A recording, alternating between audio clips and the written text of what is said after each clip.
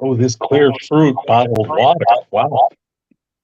All right, ladies and gentlemen, and welcome to the S&P Sports Show. It is April 6, 2023. Glad to have you on this wonderful show. For those of you who are watching on Sports for America Radio, also on Twitch, I have my co-host, Mr. Anthony Paulus, and the S&P Sports Show is being brought to you by No House Advantage, which is the new daily fantasy platform, by the way, and you can use promo code S4A to get an instant match deposit up to $100. So if you put 50, you get 50. If you put 100, you get 100. So that's how it works. So if you live like Michigan, Wisconsin, you are eligible to play No House Advantage. So it's a very great way to play daily fantasy. Oh, yes. Yes. Things were going down today, John. Things were going down. I was at the World Burrito Eating Championship today. Really? Yeah. It's National Burrito Day. But today they had the World Burrito Eating Championships here in Milwaukee. And I was in the front row. And Joey Chestnut ended up winning it, eating 14 and a half Qdoba burritos in 10 minutes. Oh, my gosh. That's a lot of burritos. And Yes, I can tell you that these burritos were big and they were stuffed. It's not like, you normally go to, to Qdoba and it's like, damn, I wish y'all would put a little bit more in there. No, these things were filled. Okay. All right. And they were going to town on these things. 14 of them. 14 and a half. That's big. It was crazy to see today. That's kind of big. It was interesting. I did get to meet Joey after the competition also. Very nice guy. Figure that. Anyways, let's get to interesting stuff. Real quick about Monday's national title game between, two teams with huge fan bases. Not really. Lowest rated national championship game ever. That was the Was lowest that what rated, it was? Yeah, it was the lowest rated college basketball game ever. Well, that's what happens when you have two schools in non-Power 5 conferences with a huge fan base. You got to remember, UConn, it's not a huge school. It's really and San Diego State, it's not like they've been a basketball power forever. And people have a lot more important things to do in life than go to San Diego Tech Aztec basketball games. 15 years ago, that program was basically at its worst till Steve Fisher came in. If there's a game at San Diego State, yeah, you'll get 10,000 fans there, 12,000 fans. But for them to travel from San Diego to Houston and then want to watch the games, outside of San Diego, I don't know of a San Diego Aztecs fan. And same here. Maybe a UConn and outside of Connecticut, I don't know of any UConn fans outside of Connecticut. Because they don't have a huge fan base. Let's not forget about that. It's not like North Carolina, Kansas, Duke, Michigan State, Michigan, Ohio State, Alabama, USC, UCLA. The fan base isn't there. So that contributed to, the low ratings here. So, on a brighter note, okay, we've got the Frozen Four going on right now on ESPN2, and it's Boston University and Minnesota, and it's tied at 2 in the middle of the second period. So, looks like kind of a pretty even game here so far.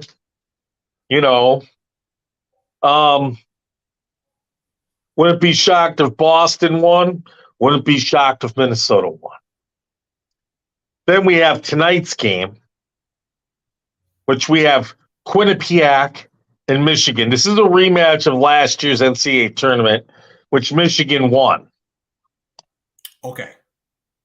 Now, Michigan is the highest scoring team coming into this tournament.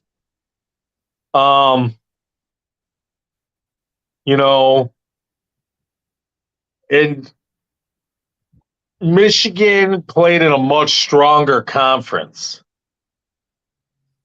where I think Quinnipiac has to play more of a defensive style.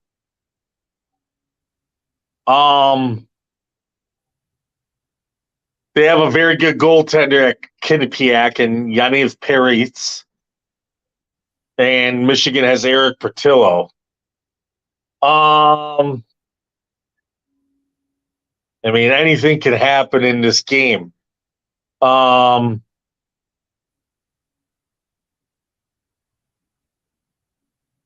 think Quinnipiac is the type of team where if they get an early lead, they'll try to be a very defensive team.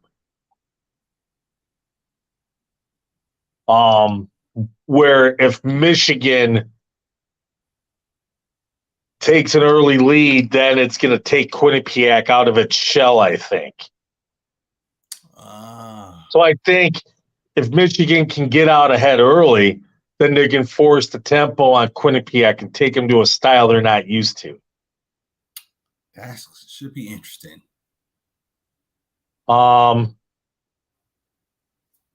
Basically, I think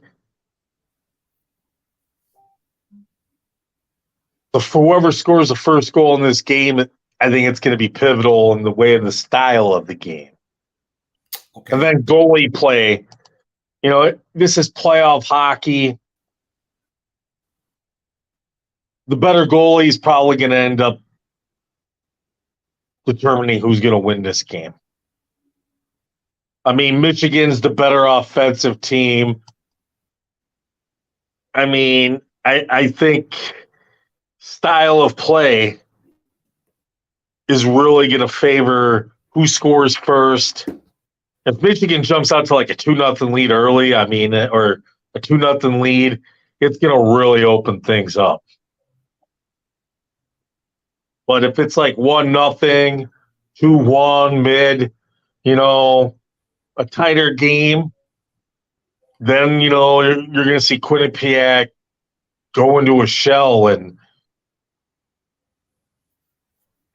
play a tighter game.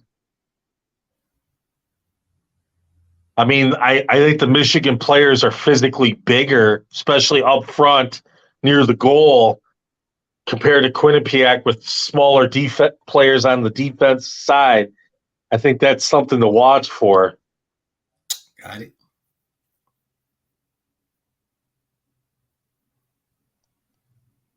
I mean,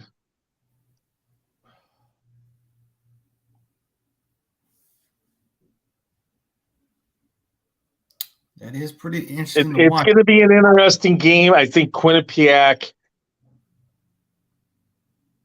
there's just a lot of factors in this game. I think Michigan's the more talented team because Quinnipiac played in a lesser conference. Yikes. Now, what conference do they play? I mean, the ECAC, the East Coast Athletic Conference. I mean, Michigan's favored to win by 1.5 goals. I didn't even know they had betting odds for that for college hockey. Yeah. Last I saw, 1.5 goals. Over under on goals in this game is 6.5. I mean, Michigan should win. I'm not saying they are, but they should. That's a better way to say that.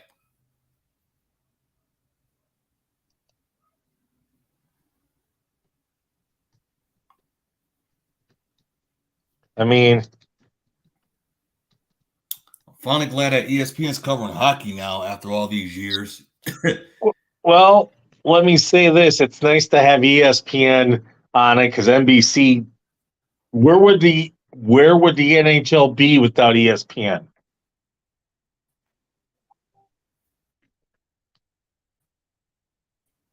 I mean, it's kind of crazy to think, right?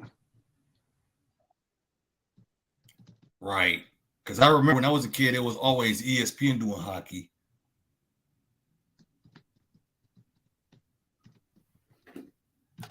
Well, I remember when NBC did it, it was like, it didn't have that flavor. You know what I mean?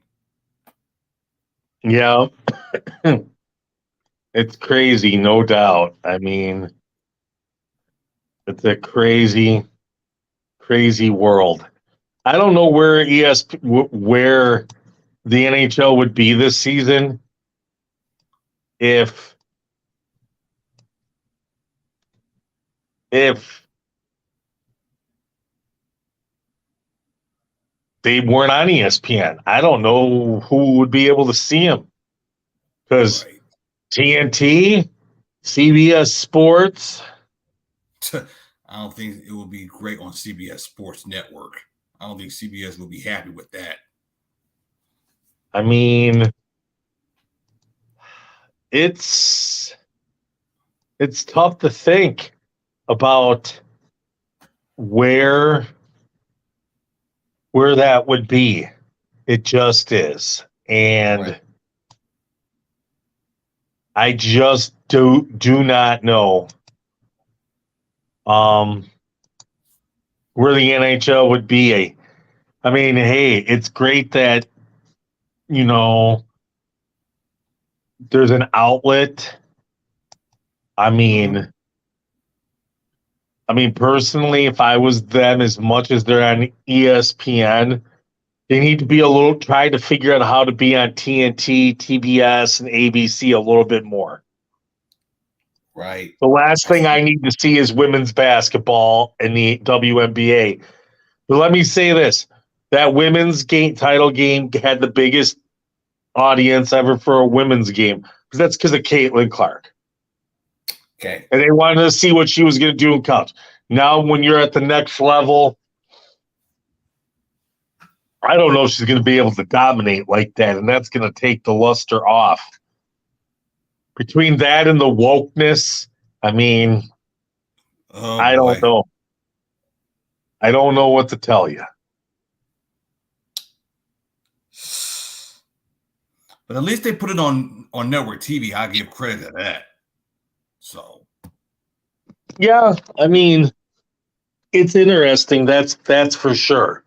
I mean, to see what's going to end up happening. That is for sure, Shawn. I mean, it's just crazy to think about what will happen. That's right. Now, let's talk a little bit of basketball last night. Yeah, the Clippers beat the Lakers. I was so happy when that happened. I was very happy. Hey, I was wrong about picking the Lakers, but what did I say basically about that show being a play-in game, a determinant? Because normally the Lakers do not play LeBron and AD back-to-back on back-to-back games. But last night they were somewhat forced to, not because of the fact that there were injuries on the rest of the team, but they were forced to because it was pretty much a playoff game last night for them. Exactly. Because if the Lakers would have beat the Clippers last night, they would have gone a game and a half up on the Clippers with 2 games to go. And they needed that because they're dealing with also the Warriors. So the Clippers and the Lakers and the Warriors are all fighting for 2 spots in the playoffs, and the third team out is going to be in the play-in game. And the reason why the Lakers needed that win last night is if there's a 3-way tie, then it would go by divisional record and West Coast record. And the Lakers have a tiebreaker advantage over the Warriors, but not the Clippers. But if they get it to a 3-way tie, then they would get in over the Clippers because they have a better Western Conference and divisional record than the Clippers. So this is why AD and LeBron played last night. Because normally, like I said, they don't play back to back. But now that they lost because the Clippers have just destroyed them for like 2 straight years now. Amazing.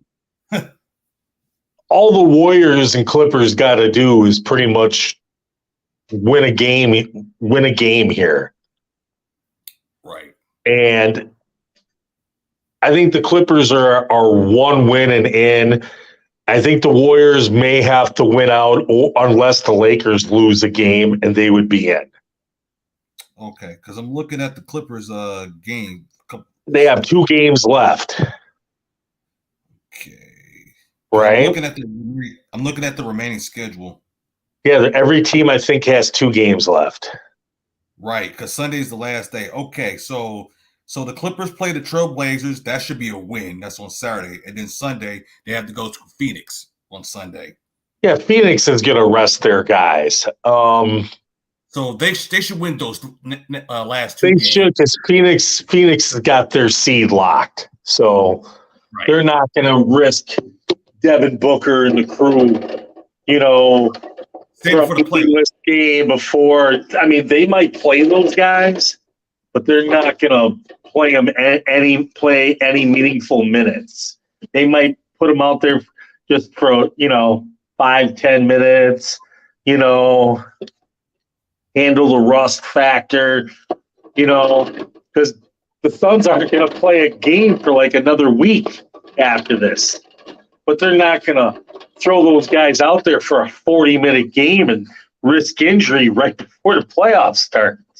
You're not going to see KD and Booker and DeAndre Ayton out there in a ferocious 40 minutes per player type of a setting. That's not going to happen. And then I looked at the Warriors. They have because April 4th was their last game at home. So they have to go to Sacramento and they have to go to Portland. So tomorrow Sacramento and then Sunday is Portland. Well, Portland's out of it. There's no Damian Lillard, and the Kings already pretty much have their playoff spot guaranteed. Right. And the Warriors know that they need to win. Right. Especially they suck on the road. That's the bad part about that. So, you know what? Most likely the Warriors are going to win out and the Clippers are going to win out. And I'll say this, that's the Lakers right there. That's what they're going to sound like. I just did it for you. That's what they're going to probably be in the play-in game. Because of the fact that if they would have won last night, they would have been in a complete driver's seat to get in. Last night was a do or die for them, and they failed, and it's going to cost them probably because you know what? If the Lakers would get into the playoffs, it would give LeBron James like a week of rest. I think we lost Anthony. I think he muted himself. Huh. So it looks like it's 6:35. By the way, here we go. So if they would have won last night, it would have gave LeBron a week's worth of rest by not being in the playing game. Now you got to go and play 2 extra games. Right? Right. And then you got to go to the playoffs. That's tough. Where if you make the playoffs, you sit there for a week and you rest up. and you're energized to go. And then you're not playing then you're just playing every other day. It makes a big difference. But it looks like we do have our guest, by the way, as he is covering the Masters, 2023 Masters. As you know, today is the first day, round one, by the way. So let's welcome our good friend back, Mr. Chris Mascaro. How you doing, Chris? Hey, Shawn, how are you? Pretty good. Now that you see me in high definition. He's not picked. How you doing, Chris? I'm good, Anthony. How are you?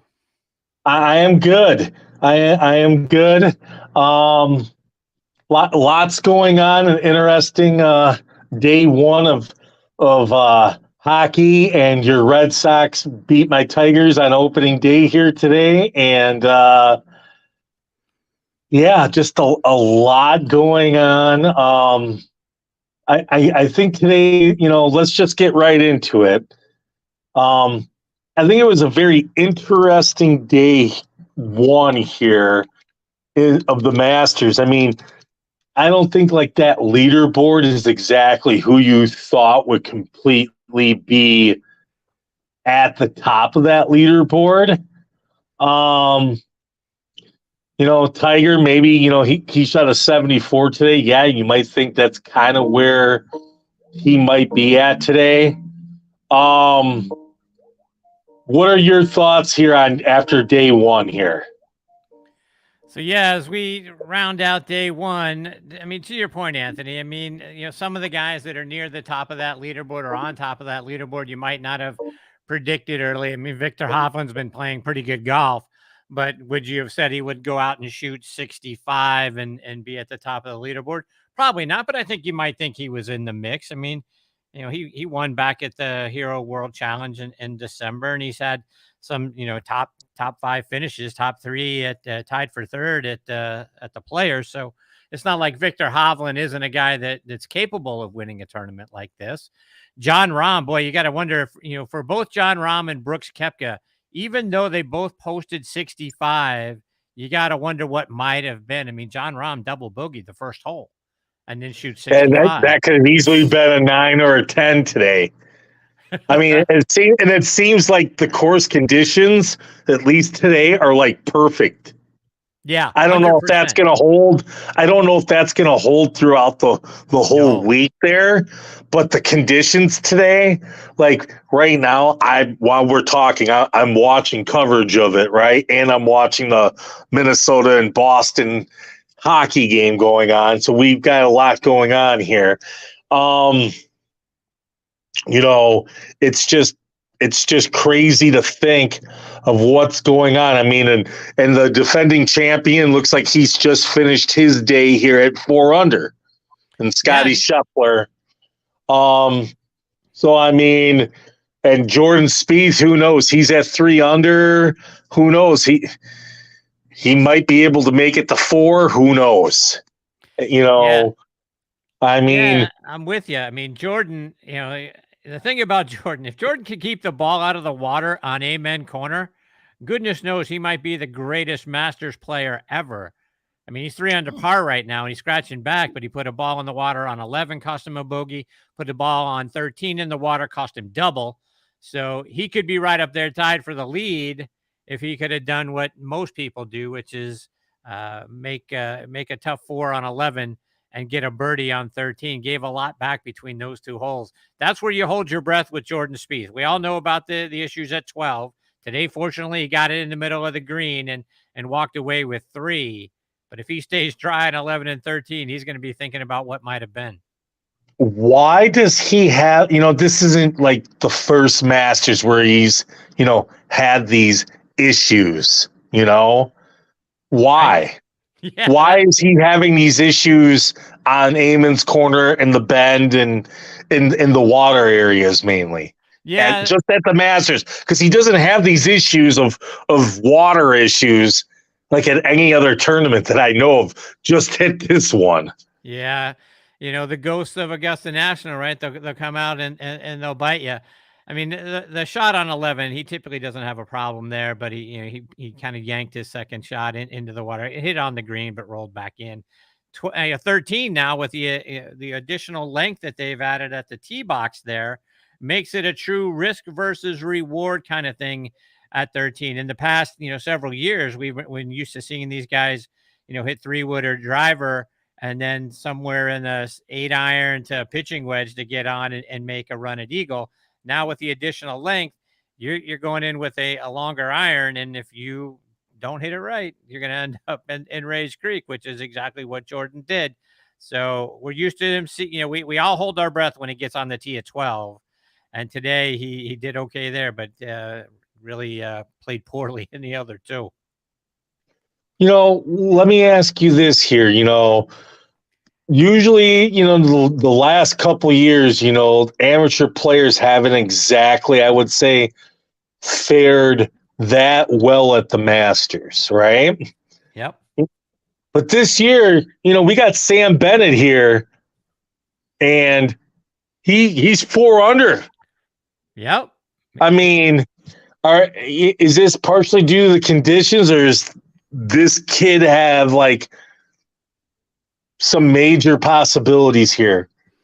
No, I'm sure the conditions played into it, but look, Sam Bennett is a great player. It's hard to imagine being an amateur and having a better start to your first Masters and going birdie eagle on 1 and 2. But this kid's the reigning U.S. amateur champion, right? He won last year, won up over Ben Carr.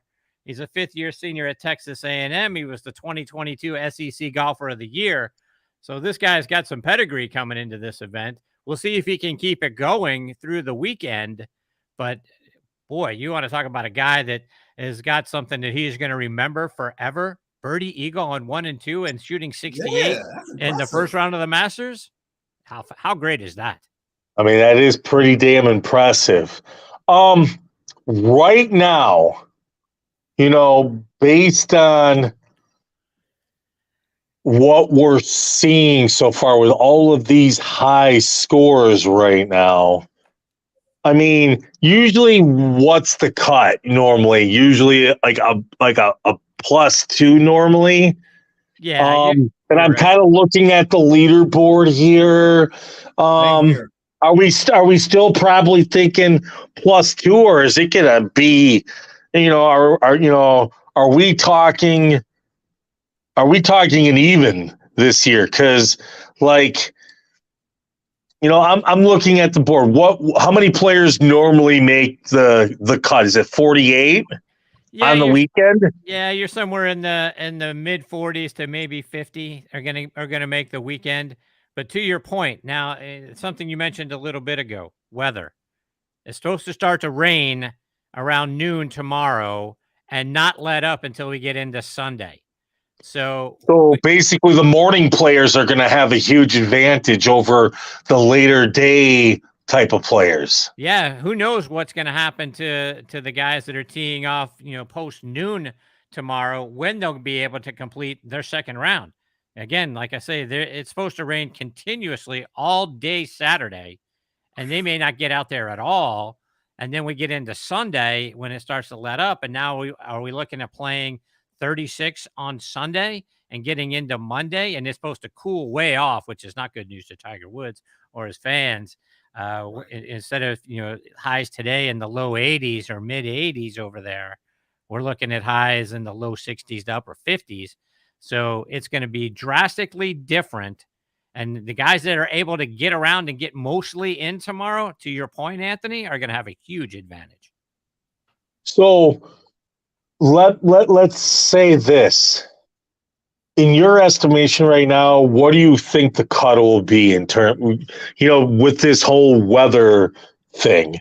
Are we looking, like right now, I see the leaderboard, right? And 45 guys are even and above. And then once you hit +1 right now, you're in the 54 range. So right now it's looking like 1 over par is going to get you in. But then with the weather, I mean, I'm thinking we're probably borderline, I would be thinking only because of the weather issue, probably two over is going to get you in tomorrow. I would because say of the weather.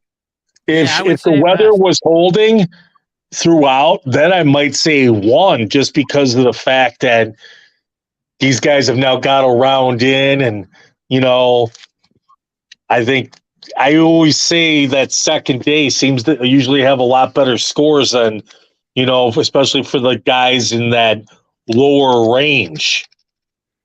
Yeah. So I'm thinking, I'm thinking probably 1 over, maybe 2, only because of the weather conditions you're talking about. Right. Yeah, and I agree with you, Anthony. I mean, look, these guys are going to still shoot under par tomorrow. Now, the guys that went out early today are going to go out late tomorrow, so they may not get out. Who knows? But the guys that went out late today are going to go early So tomorrow. somebody So, like Brooks Koepka, who just finished their round today, that's probably like a possible huge advantage of Scotty Scheffler, who played late today. yep.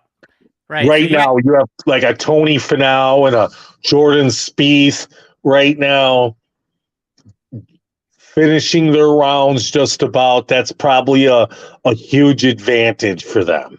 right. So I would assume that these guys are going to post under par tomorrow. To your point, I don't know how far under they're going to get, but let's just say Scotty and Brooks and Jordan and those guys go out and shoot 3 under par tomorrow. Well, I mean that's going to take where the cut is going to be, and it's going to push it higher, because if a Rahm, if a Hovland gets it a couple under before they blow the horn and have to come in, those guys being somewhere between 8, 9 under par, you got to believe that tops +1, maybe +2 gets in, but it's going to be a hard press to be that high. I would assume tomorrow the cut is around even. Somebody like Rory McIlroy, right? Who's almost done finishing his day, not having like the greatest round today. He's shooting even right now as we're finishing up. Could this be a major advantage tomorrow, playing before the rain and trying to catch up some of these holes? Because I'm not saying that the guy's going to catch up seven shots in one day and be in the lead after the second round after shooting even today, right? Or maybe 1 under, all depending upon what he does here on 18. But I think what you're saying, the weather in the morning, as long as it's not too windy and plays ideal like this, is going to be a major advantage. Because let me ask this for some of the people listening and they don't know, what does all this rain do after you're done? And they you go back out on the greens and got to shoot. Besides the coolness, what does that do to the greens and to the fairways, especially at some place like Augusta? Well, Augusta National drains awfully well, and they've got the sub-air system, so they can really get the water off the course and out of the greens as much as possible. Now, if it's going to continue to rain, like, look, if it comes down to a drizzle, they're going to send those guys back out there to play. Again, they don't want to finish on Monday. They certainly don't want to have to play more than 18 on Monday if they had to. So they're going to try to get these guys out and play as much golf as possible. If it continues to rain, obviously it's going to make it harder and longer. The ball's not going to run out. It's not going to roll. It's going to plug a little bit, but they have the best sub-air system that, money can buy. They are Augusta National. They're not going to let it get too bad. But as long as it continues to rain, it's going to make the course play longer. It's going to make the ball plug more. It's not going to roll out the way that they're used to. The speeds of the green are going to slow down. Like I say, Augusta National is going to try to suck as much water out of there as they possibly can, but it's still not going to play like it did today. And like I say, you mentioned the word wind, right? We all know when thunderstorms roll in, the wind kicks up. So, Yeah. so once we start to get into the rain moving in tomorrow, the winds are going to start to gust a little bit more. So that's going to play into it as well. You're going to have damp, windy conditions. That's going to make the course play longer and harder. So that's going to be a huge factor. Who can get in time before the scattered thunderstorms start to roll in like I say, around noon, 1 o'clock. And then, that protects them from having to deal with all of this sort of stuff. The guys afterwards are going to play a completely different golf course than the guys that play at, 8, 9 o'clock in the morning. So let me ask this question. The guys that got the first 2 days of good weather advantage, we'll say, compared to the guys that get 1 good day in and then 3 days of whatever weather, do you think that affects the guys that, let's say you get a guy that gets 2 days of the good weather, right?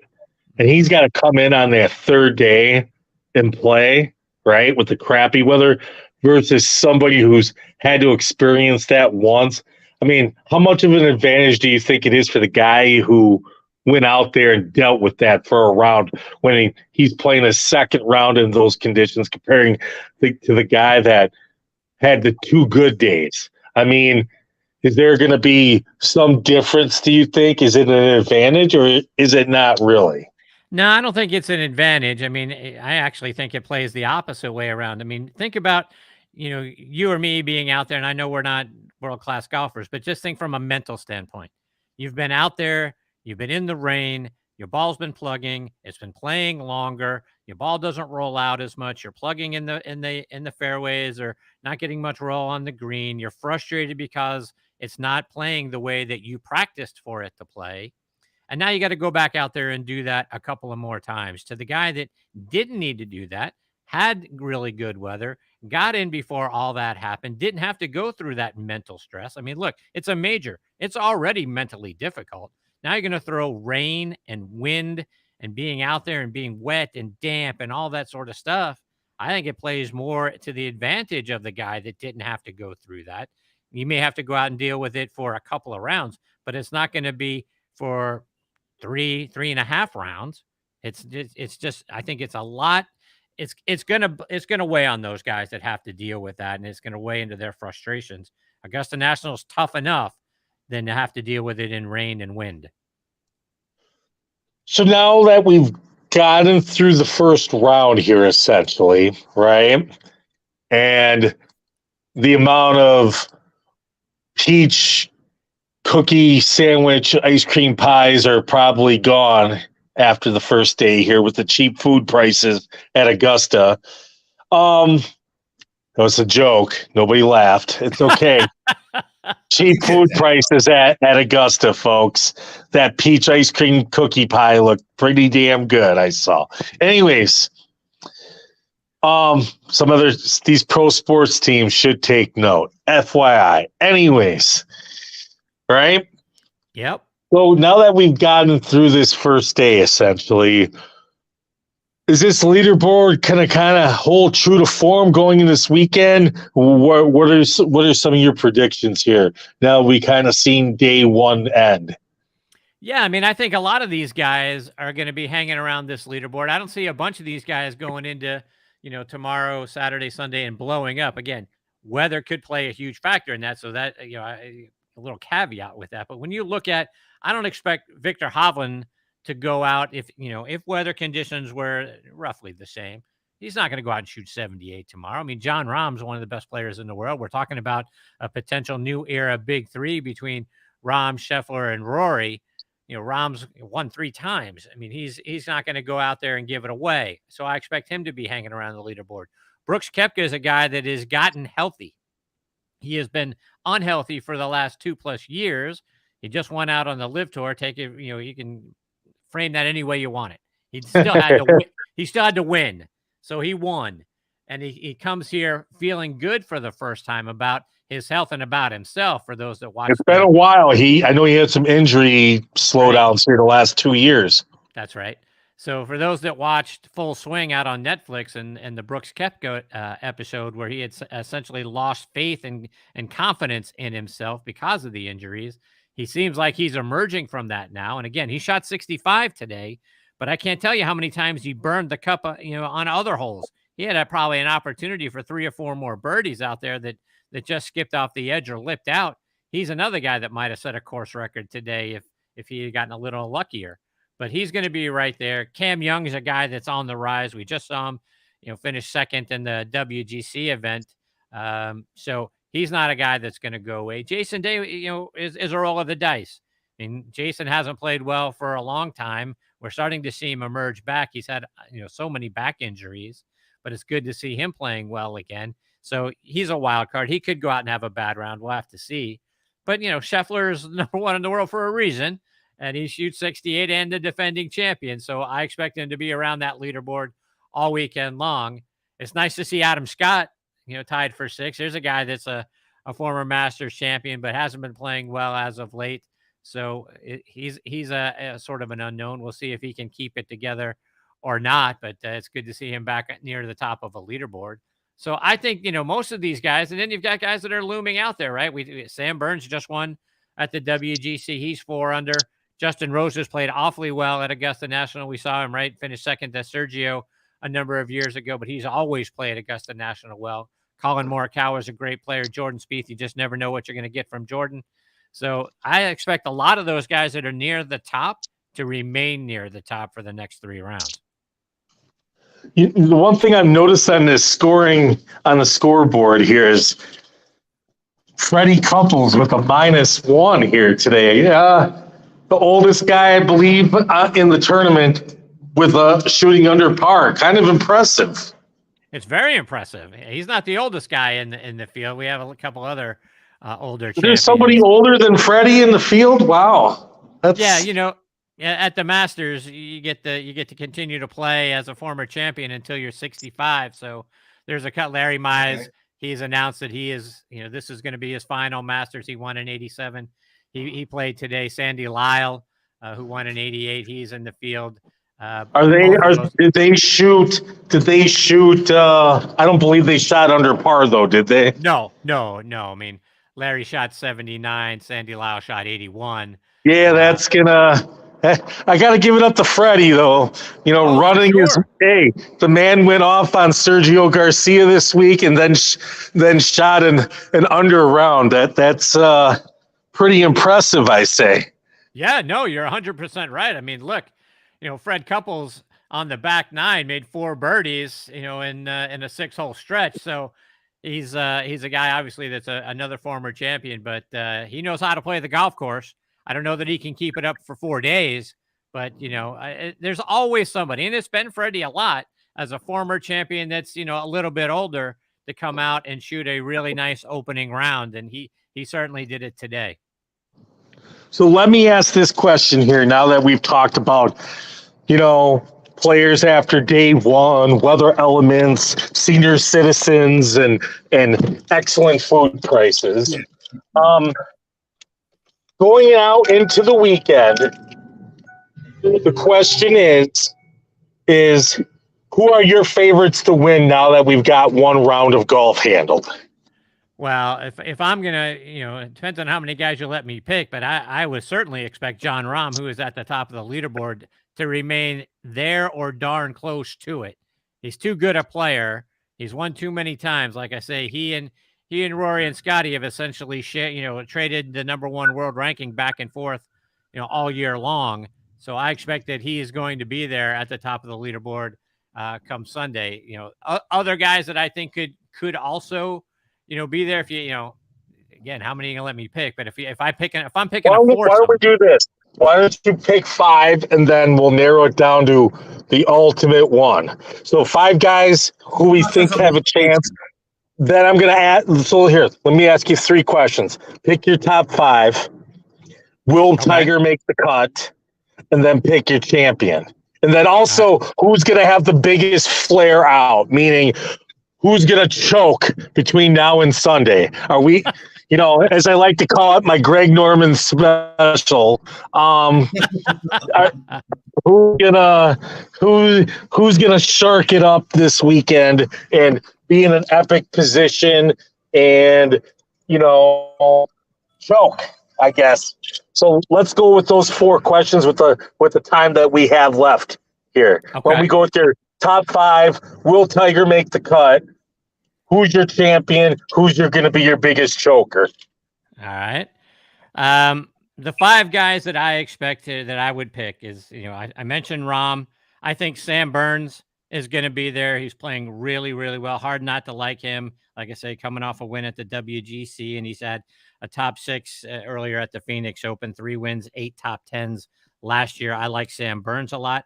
I like Cam Young, another guy who's near the top of the leaderboard. He was runner-up at the WGC.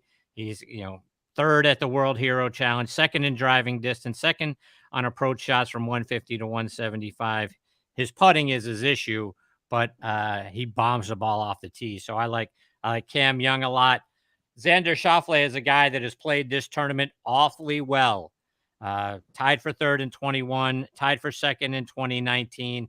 I think Xander Schauffele is going to hang around that leaderboard. He's tied for 6th right now at 4 under par. I like him a lot. So that's 4. My 5th guy that I think is going to be right there a couple of days from now, obviously, is Scottie Scheffler. So, he's the defending champion and number 1 for a reason. So those are my 5 guys. Who do I think Tiger makes the cut? No, I don't think Tiger makes the cut at all. He shot 74 today. I think he's going to play even worse tomorrow. So no, I don't think that Tiger, this course is just not a place for him to play well going forward. The elevation changes are too hard on that leg, not to mention all the downhill, side hill lies that he's got to deal with. And it's going to get rainy and cold. I just don't think any of that's going to play in Tiger's favor. So no, I don't think that he is going to be he's going to make the cut. Let me ask you this question. I'm gonna add an additional question here since we're talking Tiger. One popped into my head here. Does Tiger ever win another PGA Tour event before he goes to the Senior Tour? No, I don't think so. I think Tiger will make some cuts. And now look, he's told us he's going to play the 4 majors and maybe 1 or 2 other tournaments. And he's made the comment that in his mind, the 5th major is the father-son now, that he can play with his son. So I think we'll see him those 5 times. And if there's another time in there, we'll see. He tried to play Riviera this year. He made the cut, but even that walk, which only has really a couple of hills on it, ended up being too much for him. He talked about afterwards how much pain he was in and how he was trying to disguise that. I don't think so. I just don't. I don't think Tiger wins again, but I think him being out there is obviously great. I think he makes some cuts at a major or 2, but no, I don't see him winning again. Not even on a regular PGA Tour event. No, these guys are too good. Look at him today. And in ideal conditions, like you mentioned earlier, today was as good as it's going to get. And he shoots 74. And, guys are, shot 7 under and could have quite easily shot 9 under. 10 under. Yep, 9, 10 under today. Right. Yeah. So no, I don't see that. Man, yeah, it's hard for me to see. Let's get to it. Who's your champion? Who's going to win it all? Who's going to get that green jacket? I think Rahm puts the green jacket on. I really do. I think he's going to be a wire-to-wire guy. I think he's used to playing in bad weather and wind. Spaniard and playing a lot over on the European Tour and playing out in Arizona at Arizona State. And I think he's used to this sort of thing. So I think he's going to go wire-to-wire. Shawn, do you have a particular person you think's going to end up winning this thing? I do not. He actually is my favorite out of all the Wow. golfers. And thank you for asking that Tiger Woods question, because I'm like, I don't think he'll win another major. So you got John Rahm winning it also here. Yep. Wow. Look at you two, geniuses.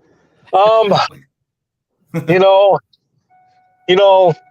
want to pick Freddie Couples, but just because of the senior citizen thing, but I can't do that. For all of us older people, would be amazing, right? But obviously it's not going to happen. You know what? I'm going to take somebody not even, I think, in the top 10 right now. So I think he plays early tomorrow, and for some reason, I'm going to say this, and it's probably a left field guess here, but Colin Morikawa, something tells me I'm just going to go left field here. Somebody who's not in the top 10 right now. That's a good So- pick. So, I think he shot 3 or 4 under today. And, I kind of watched his day, and I think he had some unfortunate ball bounces and rolls on the, if he gets those tightened up and some other things bounce the other way, he could have been one of those guys at 7 or 8 under, and just something about that guy and his character. And I don't know. I just, I just feel his style is made for Augusta. I feel, he's athletic, he's smart, has some ingenuity out on that golf course. I just see certain things in his game which are more toned for somebody at Augusta to pull it out. It may not be this year, but at some point. So, but I'll roll with him. But I wouldn't be shocked if Morikawa or even a Scheffler double happens by the end of the weekend, or, Rahm, somebody of that variety, ends up, pulling it out, or Xander Scheffler. I can see that guy doing it too, because he's played, top 5 golf at Augusta basically most of his pro career. Right. If I remember right, he might have even played as an amateur and played really good there, if I remember right. One of the few amateurs to actually do play of anything decent as of late, if I can't remember it, but I think he was that guy that, as an amateur, played it really well, if I remember right. He's a strong pick. I think that's what would be here as far as the picks here. Now, Chris, go ahead and tell everybody a little bit, about your shows and everything that you're doing on your end with podcasts and other sports things. Other than rubbing it in about my Tigers losing the Red Sox today. Right. The season opener. The golf show was called Next on the Tee. I talked to the legends of the game and some of the top instructors that we have in our game. This is the 10th season of the show. So we just got to spend some time with Gary Player, some time with America's caddy Michael Collins, who's just one of the most wonderful people you'll ever meet. I had Susie Whaley on the show, the first female president of the PGA of America. Frank Nobilo was on, Hal Sutton, John Cook. Coming up this week after the Masters, we'll sort of go back and take a look at it with Brian Katrick, who broadcasts on SiriusXM's PGA Tour Network. He's covering the tournament as we speak. Olin Brown, who's the 2011 U.S. Senior Open champ, will be joining me. John Patrick from the Augusta Golf Show will be on. So we'll be taking a look back at the Masters this week. In the football season, I do a show called Thursday Night Tailgate, where we are affiliated with the NFL Alumni Association. So we talk to the legends of the NFL and get their stories from their playing days, plus insights into what's going on around the league in the fall. So that's awesome. Now let me ask you a quick non-golf question, more of a Thursday Night Tailgate question, and that. Do you go to any live events with the NFL Alumni Association or anything like that, besides just doing the Thursday night episodes during the season? Yeah, occasionally we do. I've been out to a couple of events. We've done some Pro Bowl things in Orlando and out in Hawaii for a couple of years in association with Warren Moon and his foundation. And the NFL alumni. We've done some golf events here in Atlanta and up in Indiana with the Colts. So, we've done a handful of things with the NFL Alumni Association, going out on the road and broadcasting. They'll do an annual meeting. We met them down in Orlando for their annual meeting and interviewed a bunch of their guys there. So yeah, occasionally we get the privilege of being invited to go do a few things. That's nice. That's real nice and real good work, and hopefully that provides a lot of benefits and exposure to the NFL Alumni Association and the former players who have given their bodies up for the game that we love so much. 100%. With that, Yep. Definitely a worthwhile cause, and that especially with medical issues and expenses and everything else that those players, endure after their playing careers. So Yep. definitely a worthwhile cause of that for sure. So, Chris, why don't you go ahead and tell us where we can find you on Twitter, Facebook, website, Sure. etc. Besides the snack bar at Augusta. The Next on the Tee, you can find the website for the show is nextonthetee.net. You can find it just about everywhere you get your podcasting content. We're all over. We're on Apple Podcasts. We're on Spotify. We're on Audio Boom. We're on Stitcher. We're on all those. Like I say, Apple Podcasts. We're everywhere. So if you've got a favorite podcasting site or app, just type in Next on the Tee in the search bar. You'll probably find us there. Same for Thursday Night Tailgate. The show's website is thursdaynighttailgate.com.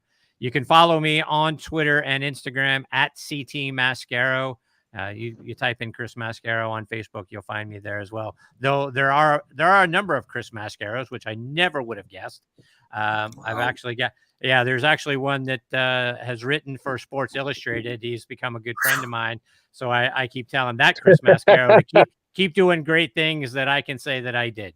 Hey, that's funny. At least they got a sports book. That's right. They do have a sports book. Speaking of sports books, because I live in Wisconsin, in the Milwaukee area, we just had our first sports book open last week.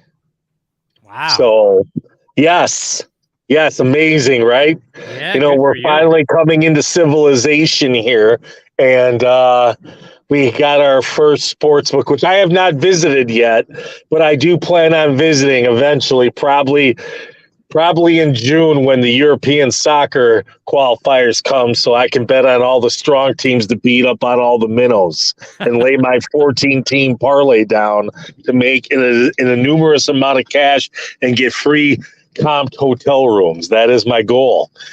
So I could be a big roller when I pick France to beat Liechtenstein or something along those lines. But yes, it's amazing that Wisconsin kind of just got into the whole sports gambling because Green Bay actually had its first sports book open right before football season. And then Milwaukee just got their first sports book at Potawatomi Casino on March 31st. So you're ahead of us crazy. You're ahead of us in Georgia. We have none of that. So you can you gamble? Let me ask you this, Chris. So if you're in Georgia, right? Do you have to go to Mississippi or Florida if you wanted the sports gamble? Yep. Yeah. There's nothing here in the state. They don't allow us to do any of that sort of thing. I can't even go online and do a wager. I can't do stuff with DraftKings and all that stuff. They block all that stuff. Wow, I did not know that they actually block it in Georgia. I did not know that. I thought it was national. You could go on DraftKings and do that. Did not know that. So how do they implement the blocking when you're in Georgia? Let me ask this. This is some fascinating stuff. Yeah, no, I think it's based on IP address, right? So if you're going to try to go on any of the betting sites and you can do stuff that the free stuff, but you can't wager any money. So based on your IP address and your location, they'll say that's not available in the state of Georgia. So they'll say something like that. Yep. So let me ask you this: they let you play fantasy football though, at least, right? Like, and do the NCAA pool like through ESPN. Yeah, absolutely. Yeah, all that free just stuff. Not DraftKings and all that other. Wow, that's. You'd think Georgia would be one of those states that would probably be okay with that, considering you got the Falcons and the Braves and the Hawks there, and you got 3 pro sports teams and the Savannah Bananas. Of course, don't forget that. No, I mean, we're also in the heart of the Bible Belt, so yeah. Any sports wagering, at least at this point, right? We're all hoping that the reins will get turned loose at some point, but right now, sports book. I don't know why. No sports books. So you have to go down to Florida pretty much if you want to, either one of those Hard Rock casinos or something like that, if you wanted to hit a sports book, more or less. Wow. Yep. That is crazy. We got both here in Michigan, though, daily fantasy and sports book. So I'm more of a daily fantasy platform. But there are times. So Chris, what are our next major golf tournaments we got coming up, so that we know to make sure that you're back here for those? The PGA Championship is the next one. It's coming up in May. So pretty much now through July, we're going to have the PGA Championship is in May. The U.S. Open is always Father's Day weekend in June, and then we'll have the Open Championship in July. All right. So between now and July, it's pretty stacked here once again. Got it. Yep. With that. All right. One last time, where can our audience hear all of your wonderful podcasts again? Yeah. Right. So next on the tee is obviously going on right now. And again, we're on all the usual suspects. So check us out on Spotify, on Apple Podcasts. We're on Good Pods. Those guys have been really good to us, featuring the show on their homepage. Thursday Night Tailgate, again, will get started up again in the fall. But you can follow me online or on social media at CT Mascaro. You'll find me everywhere. Okay. All right. That sounds really good, Chris. Once again, amazing stuff, amazing insight. Thank you so much for coming on the show today. We definitely look forward to having you on for the upcoming other majors this year, and then hopefully we can also get you on maybe with even an alumni member or something once we gotta get closer to football season too. I think that'd be something awesome too, to help promote their cause and your show when we get to that coming up as we get closer to football season. I appreciate that very much. Anthony and Shawn, thank you so much for reaching out. You're very welcome. Very welcome. Thanks for coming on, Chris, as always. Thank you very much. Take care, Bye-bye. fellas. Yep, you too. Thank you. You have a great Easter weekend. That was a very great conversation. So we can do the player props, by the way, and also UFC 280. So just all right, real quick, let's do that, and we'll close it out, and then we can go watch some hockey. Sounds good. All right, so here's the first one, no house advantage. Mookie Betts, 0.5 runs against the Dodgers. Oops, that's the wrong one. I said Dodgers. For the Dodgers. 0.5 runs. As long as he's starting, sure, why not? All right. The next one, it is Devin Booker, 5 assists against the Nuggets.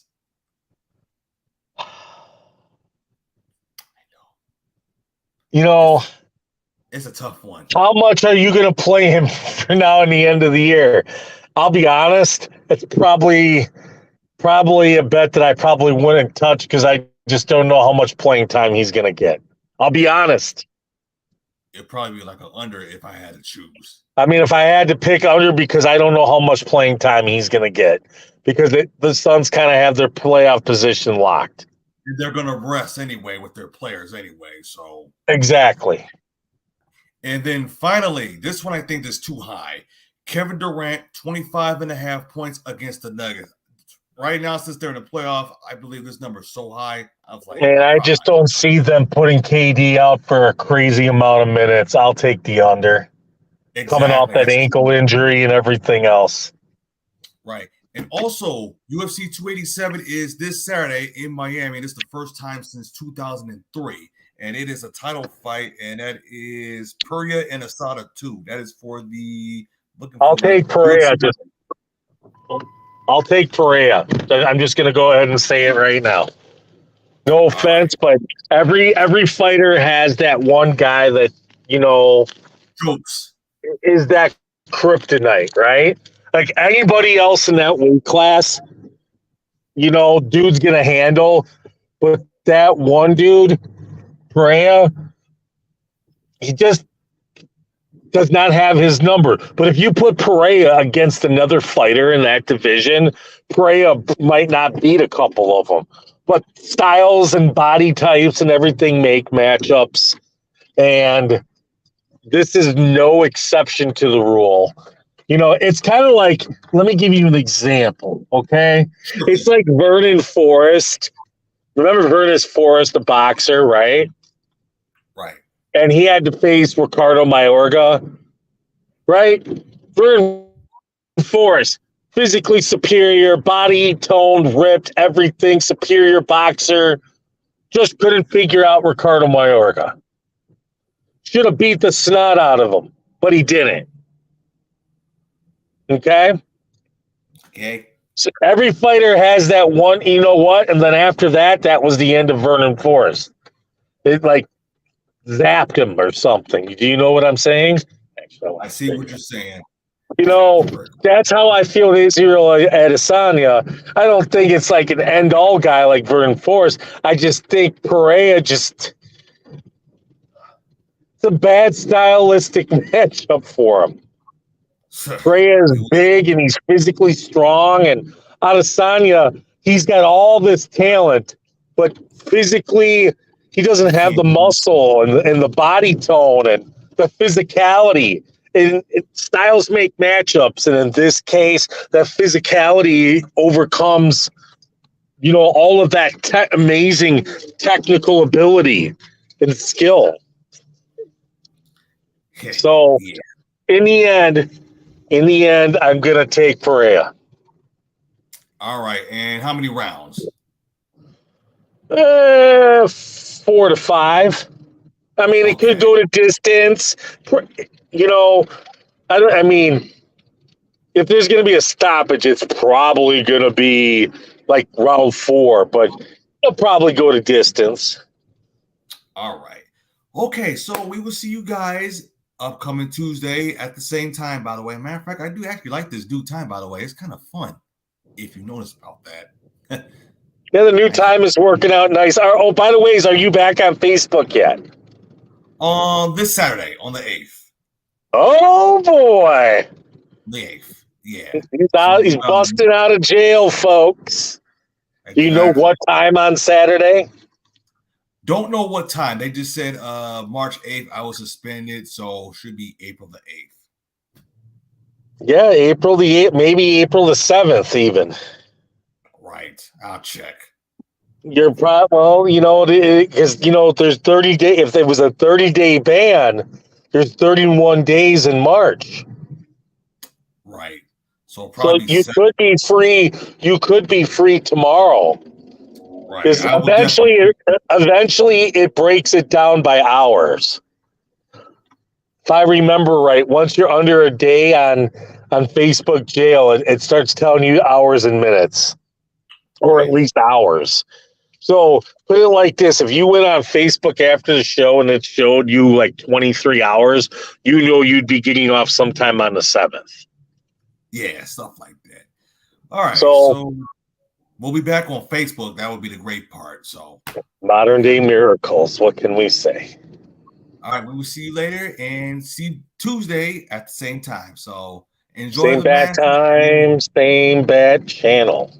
And Easter. I forgot Easter is. Yeah, happy Easter to everybody. All right.